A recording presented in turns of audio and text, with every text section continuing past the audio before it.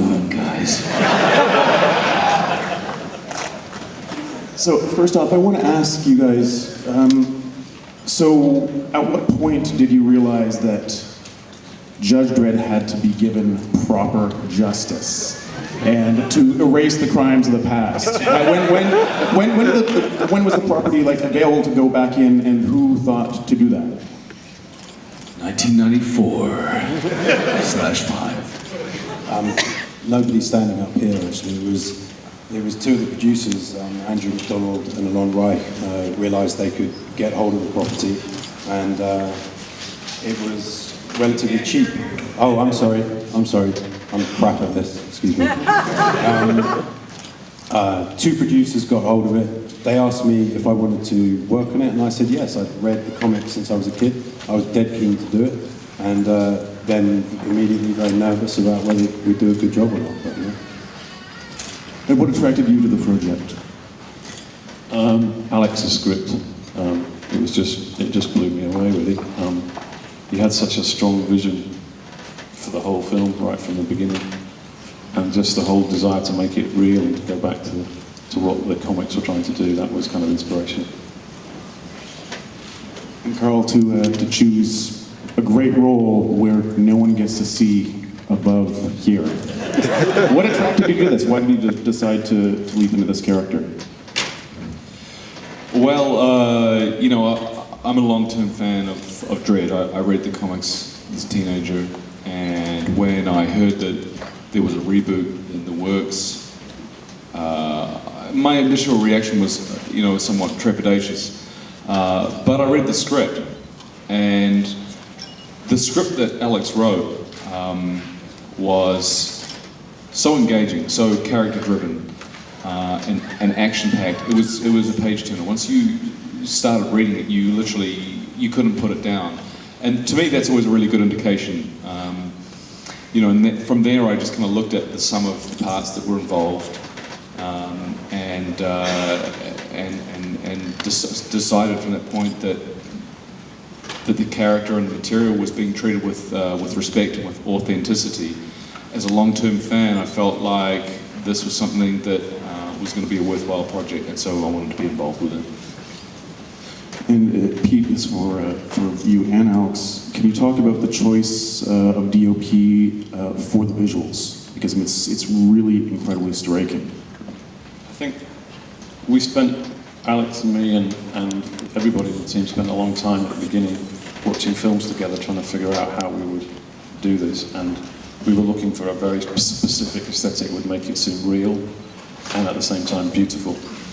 And Anthony Dodmantle, who Alex had worked with before, kind of read the script and loved it, and we were just blessed to have him.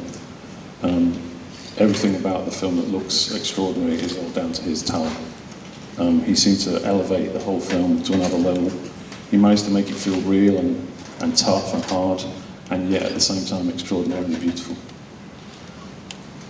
And you'd worked with him before on 28 Days Later, and he's... Yes, on 28 Days, and he definitely, Anthony gave what could have been a zombie flick, he elevated it in all sorts of ways. He does that helplessly, it's just the way he is. I think on this film, it was actually partly his work on Antichrist that made him feel like the right guy. I mean, he's a lovely guy, just a dream to work with in all sorts of ways.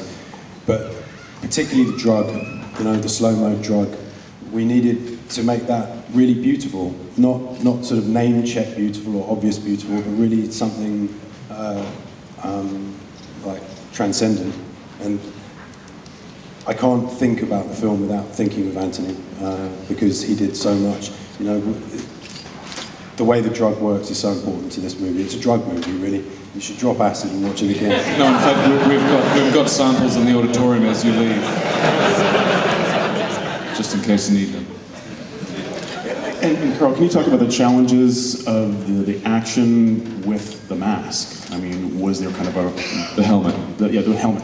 I mean, was there a limited range when you had the helmet on? That was a huge challenge. The eyes are one of the most important tools that an actor has, and to take that away was a huge challenge. It was daunting. What I realized was that, you know, I had to focus on the other aspects, the other elements that were available to me. You know, the voice and the physicality of the character, how you do what you do.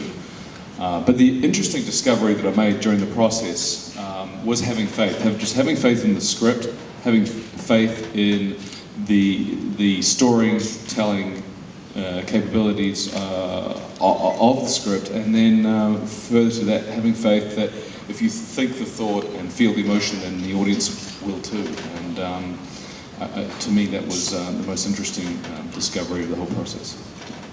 We've got time for a couple quick questions from the audience, so here. Yeah, Karl, you're on screen virtually every shot, and you're unwavering. How do you keep that intensity?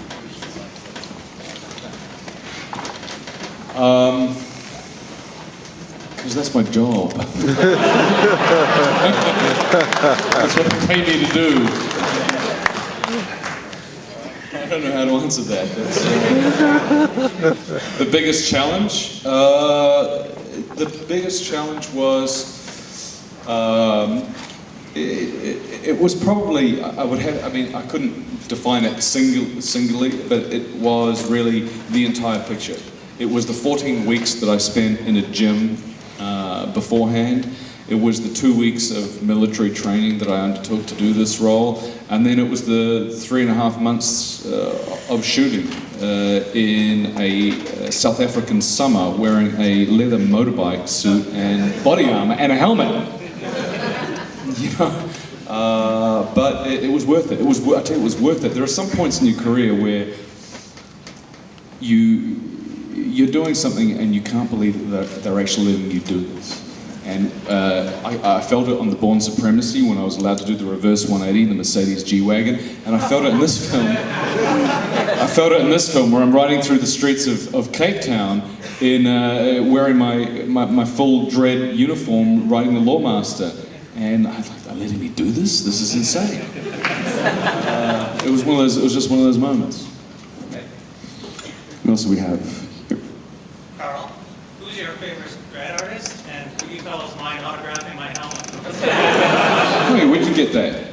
Because I lost one. That looks just like the one that got nicked from my trailer. And the question was, who's your favorite Dredd artist? Favorite Dredd artist? Well, look, I have to, obviously, Carlos Esquerra, the visual creative artist of Dredd.